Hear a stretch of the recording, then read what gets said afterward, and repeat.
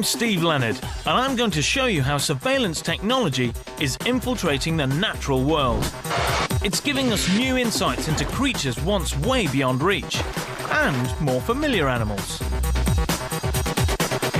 In the open ocean, and right under our noses, animals are inspiring technology and shaping our future. Join me to find out how innovations in surveillance technology mean we can go deeper, see in more detail, planet, and plunge to 10 kilometers deep. How can we even begin to understand them? Agile, and as humans have more impact and sea temperatures rise, they're declining all over the world. To try and stop this, scientists are racing against time to learn how coral works. But how do you study an organism that grows just 1/4 of an inch a year? Here off America's Florida Keys, more than 20 meters deep, lies an incredible creation. No, it's not the city of Atlantis, but it is an amazing technological breakthrough, allowing researchers to live under the sea. It's always been the dream of science fiction writers. Now, it's happening for real. This is a unique undersea laboratory called Aquarius, the latest word in long-term coral reef surveillance. Marine scientists, or aquanauts, can stay down here for nearly 2 weeks at a time, so they can dive as often as they like without having to decompress. They're literally immersed in their work.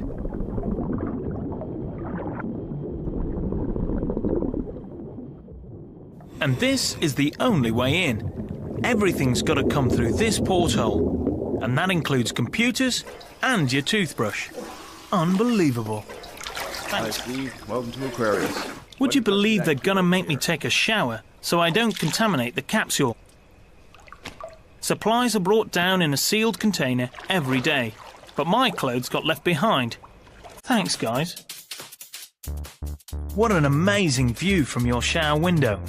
This is great.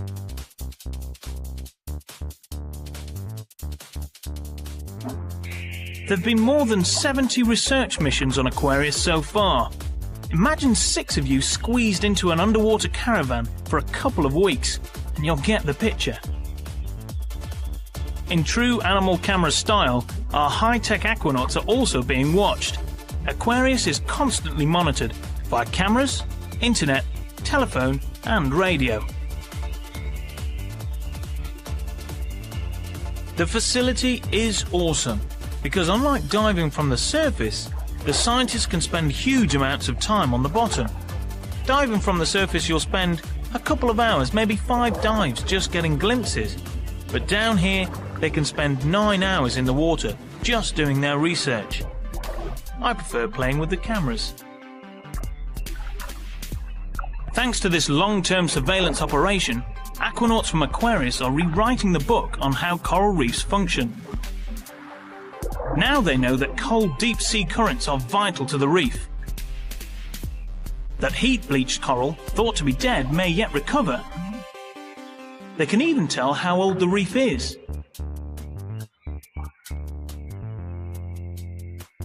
High-tech research stations like this may well help coral reefs survive, and after just 2 years, Aquarius itself looks like part of the scenery.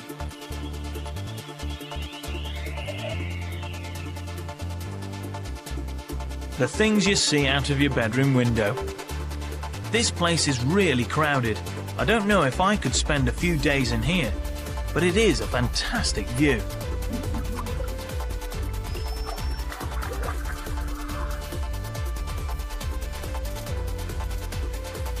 It's okay spending hours in warm tropical water, but the Antarctic Ocean can plunge to a bone-numbing -1.5 degrees. Without the best diving kit, I'd freeze to death in less than 5 minutes. So how can researchers study inaccessible marine animals which can cope with this extreme?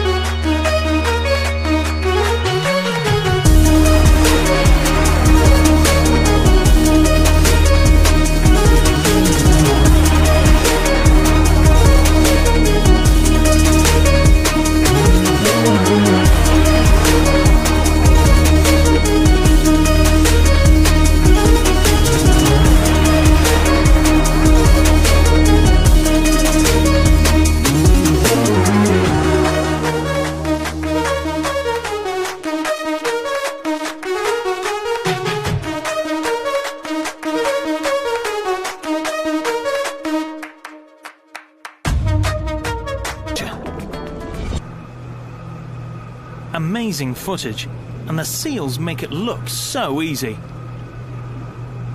The big question that hit the researchers when they saw these images is, how are the seals hunting in the dark?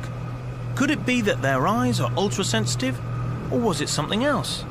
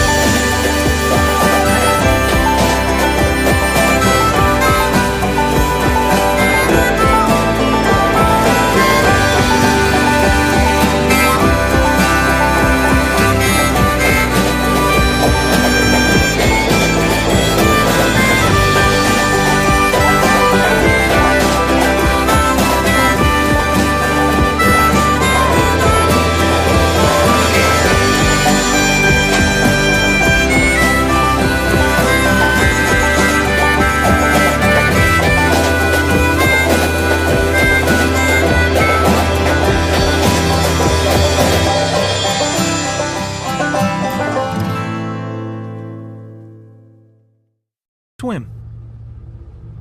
Small fish leave a telltale wake that lasts at least 3 minutes. Larger fish, like the Antarctic toothfish, leave wakes for more than 5 minutes. Ample time for a seal to home in and make pursuit. It's the same with the sub, but still, how does Henry pick up the trail? With no sight, sound or smell, there's just one option left: to feel his way.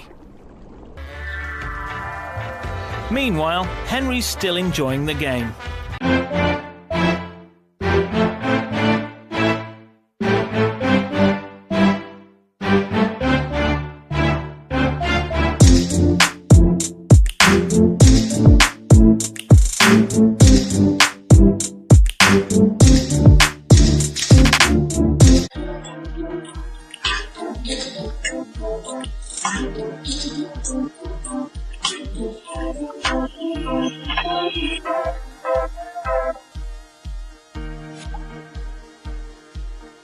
Like seals, gannets spend only a short amount of time on land. Here in South Africa, more than 30,000 of them converge onto this tiny island in spring, with one thing on their minds: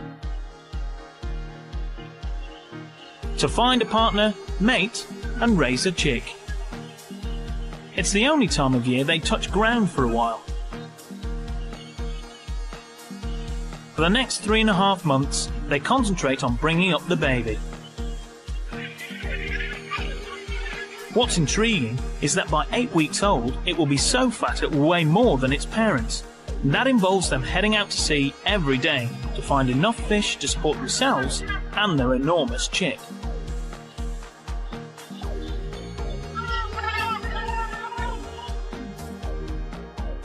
marine biologists David Gremier and Giacomo Dell'Olmo wanted to find out where they were going and how they managed this phenomenal feat. They've turned to the latest in microchip technology and came up with a perfect Gannet gadget. They fix a mini data logger to the Gannet's tail feathers. It's so small the birds hardly even know it's there, and special tape means it can be easily removed later. But the interesting part is what's inside.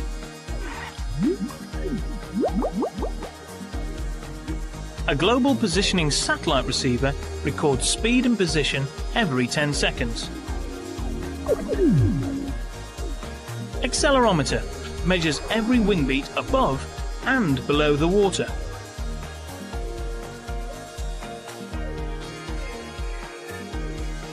Once the tag's in place, the Gannets take off on their morning flight as usual.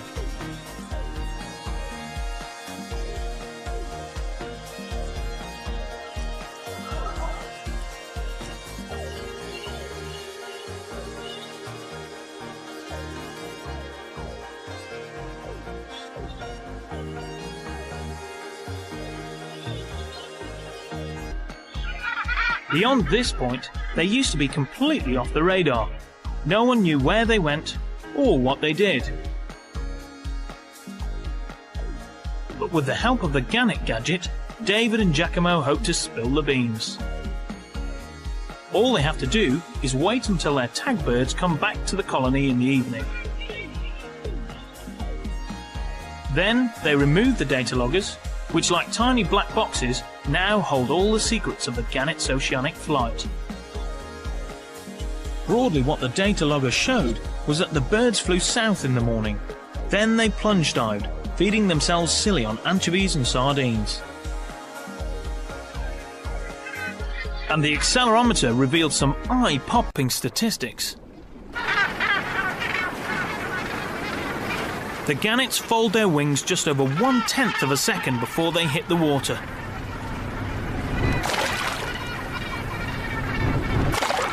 And though they dive from maybe 30 meters up, the water surface hardly slows them down at all.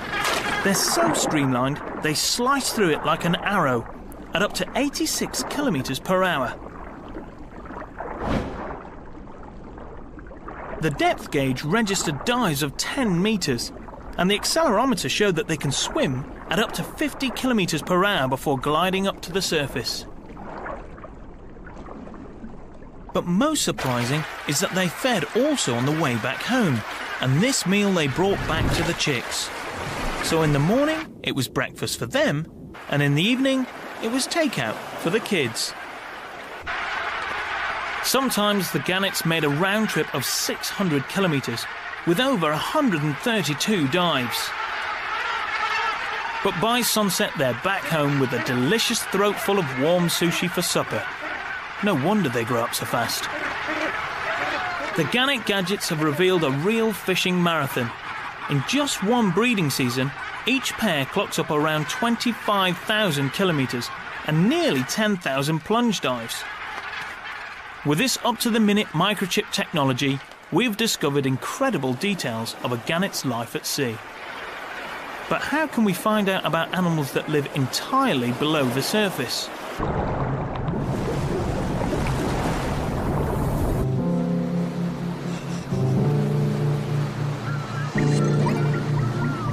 This is Mossel Bay, a top surf spot in South Africa. It's also the best place for spotting one fish everyone has heard of, but which scientists know very little about. To discover more, we're teaming up with them to test one of the latest underwater monitoring techniques, acoustic surveillance technology. Some big words, and we're dealing with a very big fish. Would you believe I'm talking about the great white shark? Are these guys crazy?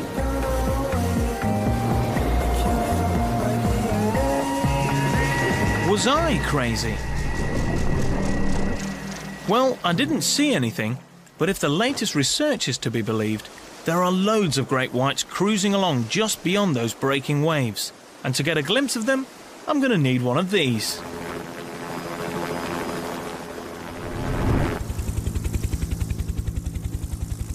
Incredibly, it doesn't take long to find one.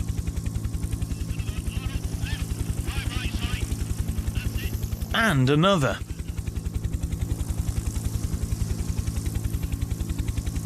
There are loads of them around here. I'm really glad I'm not surfing at the moment. But the chances are there were plenty of sharks around when I was in the water, almost in touching distance of surfers and swimmers. Look at that shark there. It's only about 30 to 40 meters offshore. But why are they here? I hardly dare ask. The trouble with spotting sharks from the air is that you only get a snapshot of them. We have no idea of what they're doing so close to the shore, why they're here, or where they go after they've gone. But that's all about to change.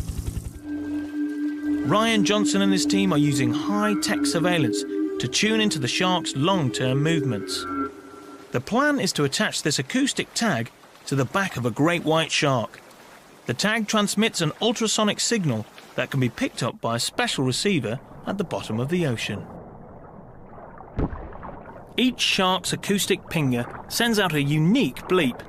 Every time it swims within range of the receivers, they identify the shark, clock its position, and record the date and time.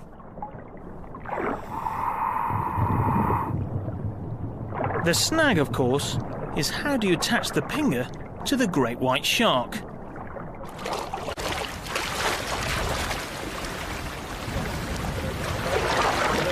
The answer? Very carefully.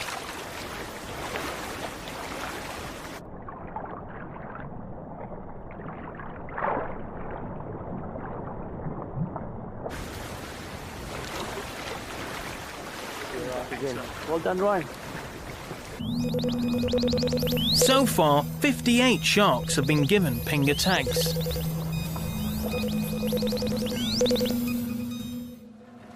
Every few months, the researchers retrieve the hydrophone receivers from the ocean floor and analyse the shark location data. It's starting to create a very intriguing picture of the great white's habits. So far, it shows it's mostly the large female sharks that regularly hang out near the beach, especially around midday. But what's attracting them? Is it the surfer snacks? Unlikely. There have only been 3 shark attacks in this area over the last 25 years, and none at all off this beach, which is reassuring. So what else could it be? One theory is that, like us, they might come to the beach just to relax. Aerial surveys back that up. Sharks in the surf zone hang there almost motionless. Normally, sharks need to keep moving to get fresh oxygen across their gills. But the massive waves on this beach churn the water, supercharging it with oxygen. The waves may well be bringing oxygen to the sharks for a change, which means they can afford to take a breather. So it looks like those great white sharks aren't loitering in the surf to pick up a tasty surfer. They're just pussycats, really. That Jaws reputation is looking a bit dodgy. Time for some more adrenaline-packed fun. Actually, I think I'll get a coffee first.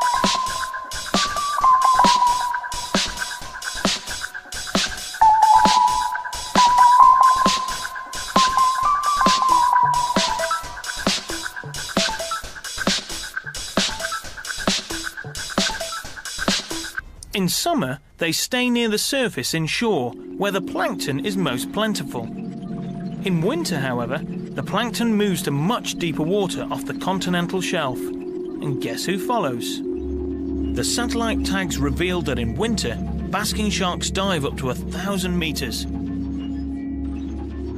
Deeper than even blue or humpback whales. They spend most of the winter down there, sieving the rich plankton soup.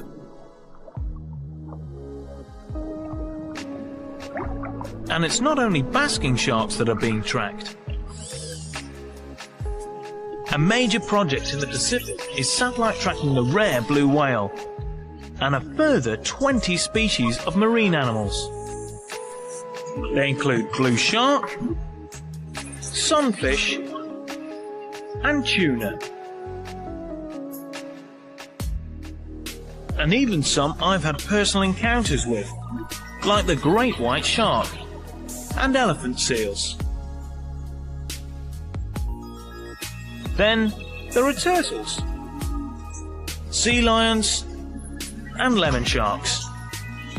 And I couldn't forget the mysterious Humboldt squid. This collaboration allows scientists to track all these animals simultaneously, to see how they interact with each other and their environment. This knowledge will help us to conserve the Earth's oceans. They might even solve the mystery of where blue whales go to give birth.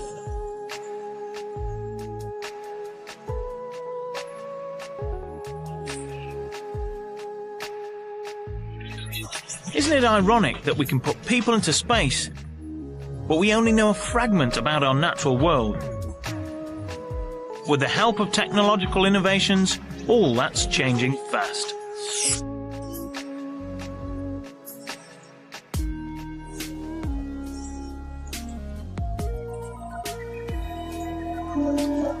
In cities and towns across the world, we're being watched by satellites, radar, CCTV, and miniature cameras.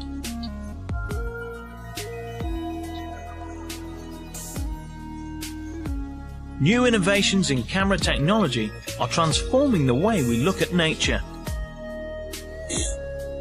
Even the tiniest cameras are giving us a new view of the animals that share our lives, including one of our most familiar city neighbours. You may not think that pigeons are the brightest birds, but that's where you'd be wrong. Could you find your way home in unfamiliar territory without a map? Probably not. So how do pigeons do it? Well, using some very special pigeons like Whitey here, and an onboard camera with a microwave transmitter, we're going to find out. But before we can do that, I've got to get these guys lost.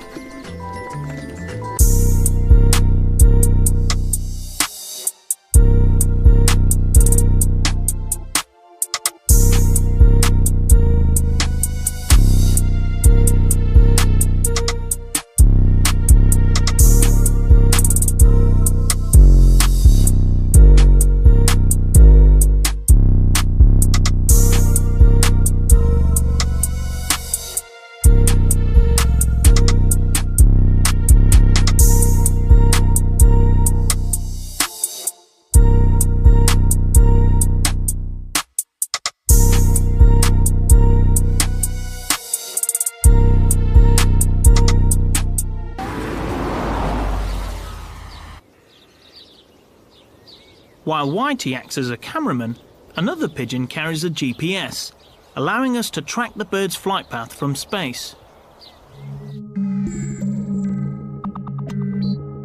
Global Positioning System receives signals transmitted from satellites and uses them to pinpoint its exact location.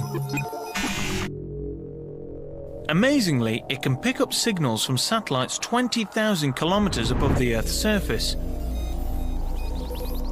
Using 4 of these satellites, it can then calculate its position to the nearest meter. Oh yeah, and in case you're worried, this thing is completely harmless. It's attached to a very snug harness on the pigeon's back, and it weighs less than one of his average meals.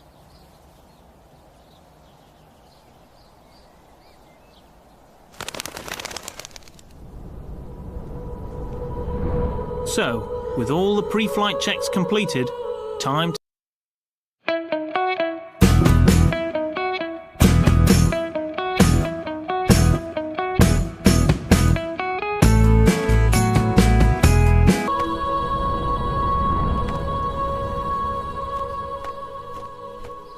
As Whitey flies with the flock, the little onboard camera is beaming a microwave transmission back to this satellite dish here, which I can review on this monitor. We've released them 8 kilometers from their loft, and remember, we disorientated them in the car earlier, so they shouldn't have a clue where they are. Let's see if they can find their way home. Here we are, a real pigeon's eye view. Whoa, I hope they don't get airsick. As I said, they have a built-in compass, and they're also guided by the sun. But will the GPS uncover other navigation aids as well? Before we find out, let's see how advances in camera technology are allowing us to see beyond our senses. The latest innovations in camera technology aren't only being used to give us bird's eye views, they're also being used to spy on us. Most cameras like this one we're using now see objects in colour very much like our eyes. But as scientists build better and more sensitive cameras, they're finding out there's more to life than meets the eye. Some cameras view the world in weird and wonderful ways. This ultraviolet camera can see patterns that are invisible to our eyes, and others can even see heat. This thermal camera is so sensitive it can detect differences in temperature of less than a 20th of a degree. There are even X-ray cameras that can see inside chameleons and egg-eating snakes. But this one is really amazing. This camera, coming to an airport near you, actually sees through clothes. This special camera takes pictures using millimeter waves, which pass straight through clothing, so it can spot a concealed weapon or explosives. In the future, biologists might be able to spy on animals hidden underground.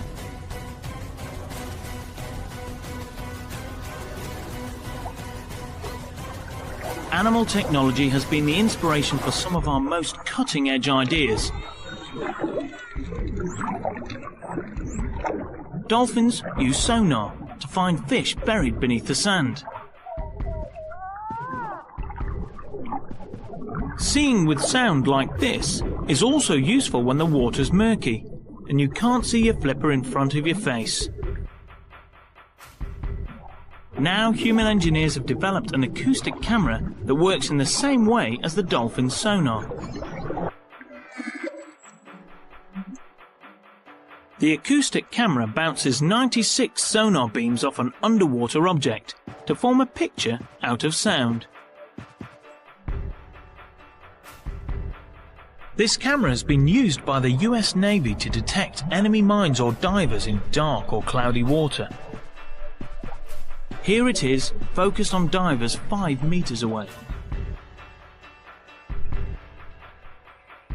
And when these fish disappear into muddy water, this camera cuts through the murk, giving scientists unique insights into a world that was once invisible.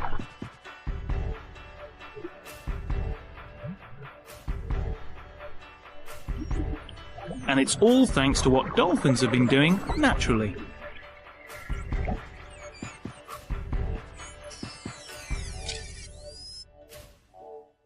And it's not just our newfangled cameras that are helping us to spy on animals. We're now using technology that is quite literally out of this world. Satellites. Now you wouldn't expect this BMW to have anything to do with elephants, but that's where you'd be wrong. And we've got to steal it to show you how. Okay, so I'm not really stealing the car, but I am on an exercise with the South African police, so fasten your seatbelts.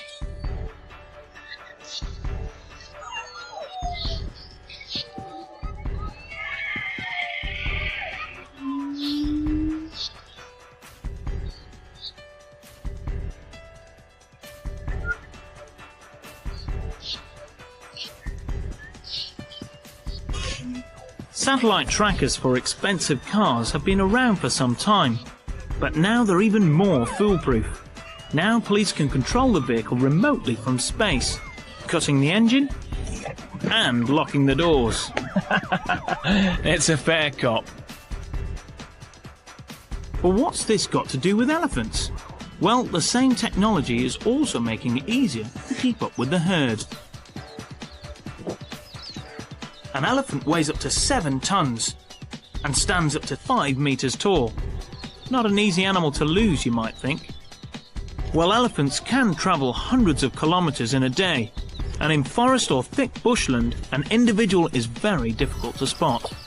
So scientists had the excellent idea of giving them the same tracking box as on cars.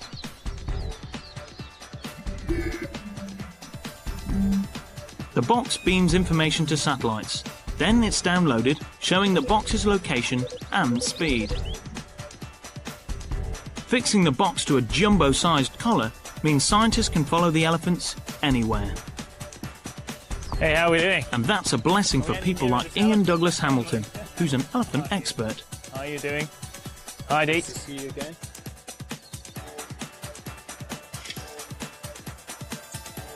Today we're in South Africa, looking for a big male called Mac, who's wearing a GPS collar.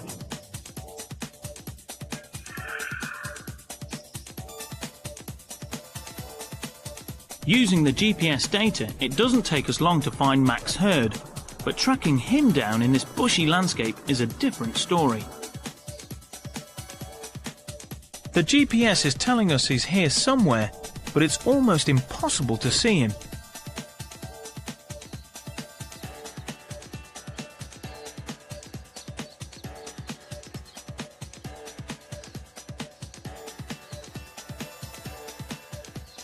At last, it's him. But just a moment's clear view. Then he melts into the bush again. Imagine trying to track this elephant 24 hours a day, 7 days a week in this. You just can't do it. But now the scientists can follow Mac's every move remotely. And it's not only Mac. Satellite technology has revolutionized the study of elephant behavior. Scientists have collared elephants all over Africa, and they can now monitor them from anywhere in the world.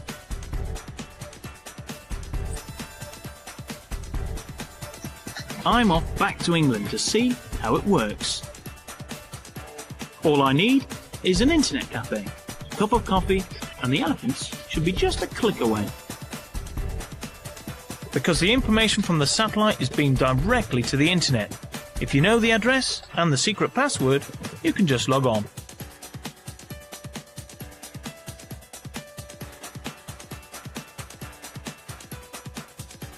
The password has to be kept secret to stop poachers from logging on. There we go. Mac is residing somewhere in South Africa, and if we zoom in, we'll be able to take a look at exactly where. As you can see, he's been tearing around the countryside and just dipped inside Kruger National Park, where there happens to be a female in season. For the first time, scientists can now see exactly where an individual elephant is going. This map shows another male doing his own surveillance, pursuing 2 females around a game park in Kenya. It's breeding season, and the bulls are trying to track down a mate. The same reason why Mac's been putting in so much legwork.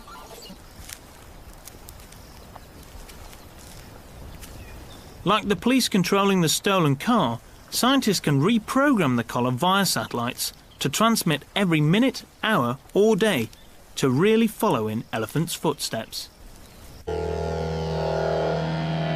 Remember Whitey and his mates? Let's find out how they're getting on. And I'm going to need another bit of technology to keep up.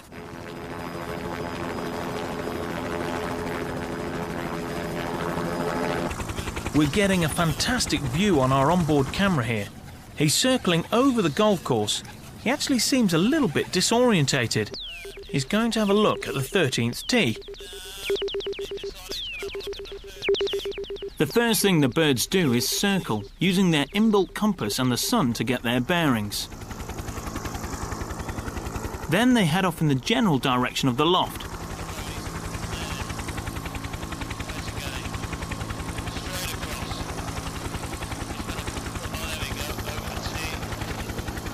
But our camera pigeon is taking a rather unexpected detour. Is he trying to shake us off? No, he's turned away. But where's he going? He's flying straight to the road, which is not the direction he wants to go. But look at that. That's amazing. He's gone straight up to the road and now he's just following it.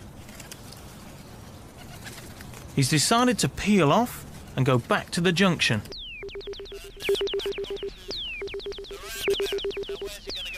At the junction, he seems to get confused and goes round twice before he chooses the right exit, on down the A40 highway.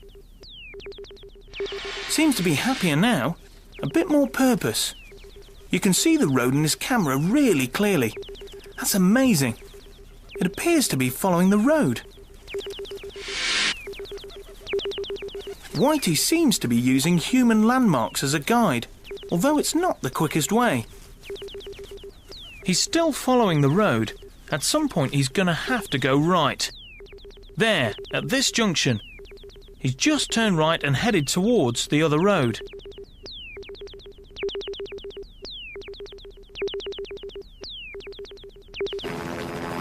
But finally, he takes a left and shoots straight across the fields. And now he's following another lane. This lane takes him to a farm not far from the loft.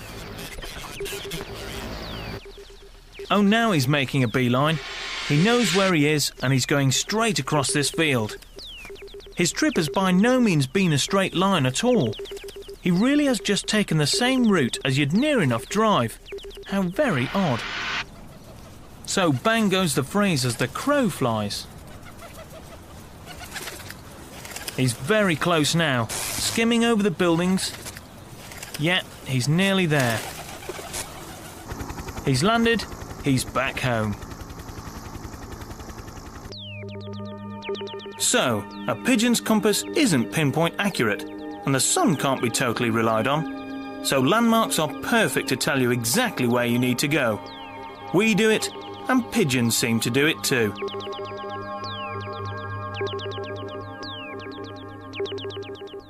Who's a clever bird then?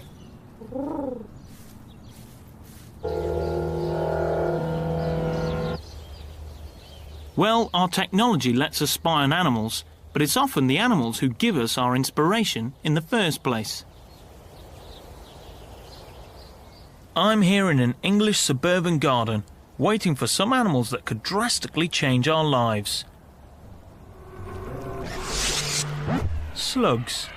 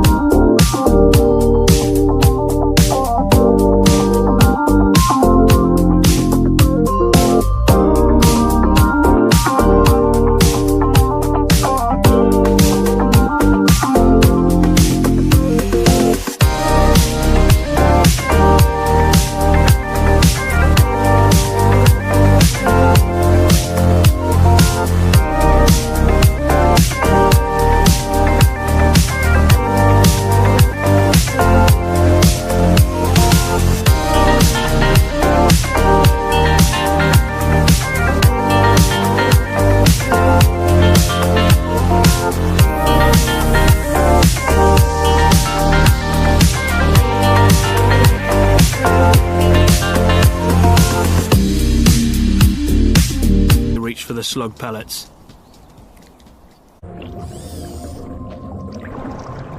From your back garden to the back of beyond, the least explored realm on Earth, the deep ocean. But how do we get there? Well, we need cutting-edge transport for a start. The latest remotely operated vehicles, or ROVs.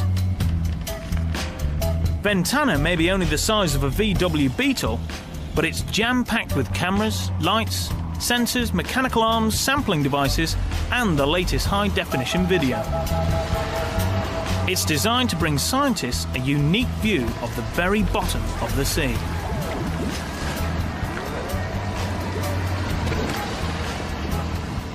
All the components are operated by fine remote control from a special bridge on shore. It's like being on a Starship Enterprise in an alien galaxy. As these deep-sea vehicles take us down into the dark zone below 1,000 meters, the world as we know it fades away. It's incredible down here, like being teleported to another planet. Giant amphipod. Home to weird extraterrestrials every bit as alien as anything in science fiction films. Barrel amphipod. Extraordinary creatures that move in ways that we'd never seen before. Comb jellies. Devoid of light, they have to generate their own. Sea gooseberries. In a submersible like this, you can go down for over a mile and cruise the abyssal plain. Sponge. It covers more than half the planet. Deep sea red jellyfish. In some parts, a new life form is being discovered every 10 days. Larvaceous. But as yet, we know almost nothing about them. Fowl. All we do know is that they live under enormous water pressure, 3,000 pounds per square inch. Six-gilled shark.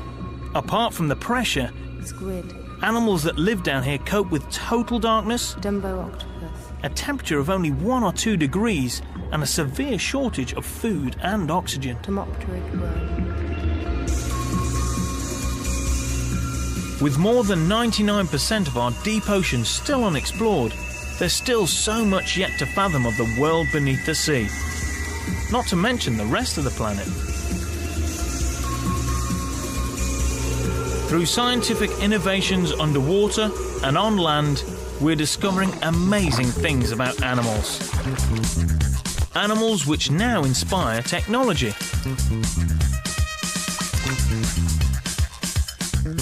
They're all giving us a new view of life on our planet.